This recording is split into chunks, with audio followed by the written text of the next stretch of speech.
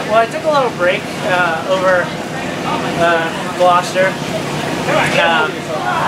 and did a bunch of volume work, so I just did a big block of training for the second block of racing, and it really helped out. It really paid off. For me, to be honest, I was really suffering in those first dry, fast races.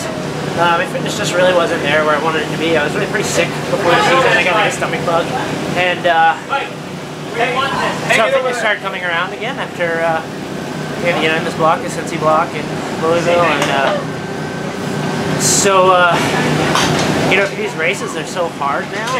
You really just kind of let everyone. I've been just letting everyone race their races and then hanging on until I start seeing the light through the cracks, if you will, and it's paid off so far.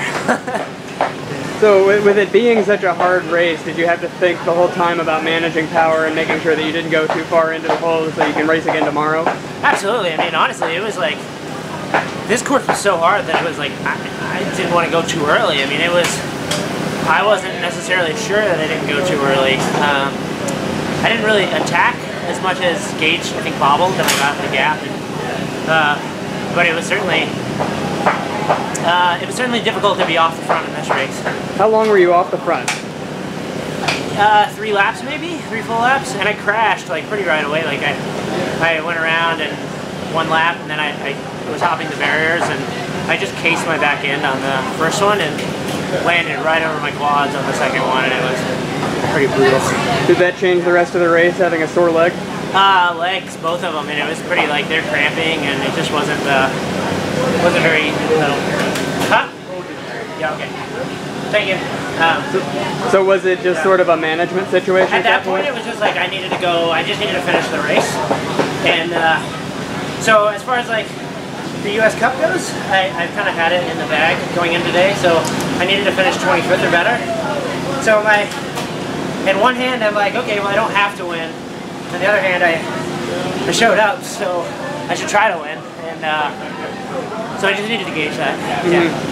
So what was your, as of now, podium record for the Cup? Because you've certainly done quite well. I think it's four wins. Yeah, I think it's 4 wins in the U.S. Cup out of 7. Do you have any podiums other than that? I think 3, 4. This is 1, 2, 3, 4 cups. Yeah. Wonderful. Yeah. So this Cyclocross Cup, it's a new thing this year. It seems like it's going quite well. What is that doing for the cyclocross scene in the United States? Well, I think it's charging up the racers. I mean, I know it's very top heavy. It's the first year as far as payout goes. It gives an opportunity, especially when the money starts bleeding down deeper, which I think it will. I think it really added some prestige to the racing, and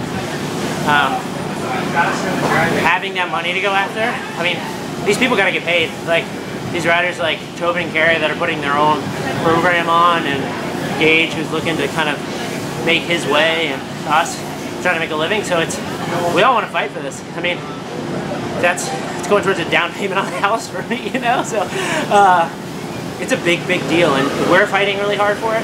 Our sponsors are fighting really hard for it, and they want us to win it. They want us to be here, and they want us to be dominant.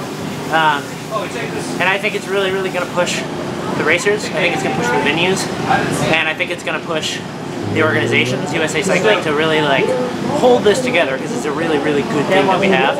And when we lost the USGP, something happened to us. Something happened to cyclocross, and there was still growth. Is still growth, but we see it in the crowds. They've gone down.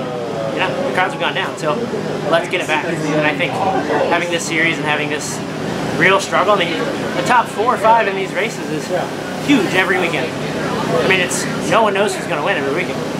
So I think that's wonderful for racing. Absolutely. Yeah. And then having it paired up with a big 2-day, like the Pan Am Championships tomorrow, that can only be good? Yep, absolutely.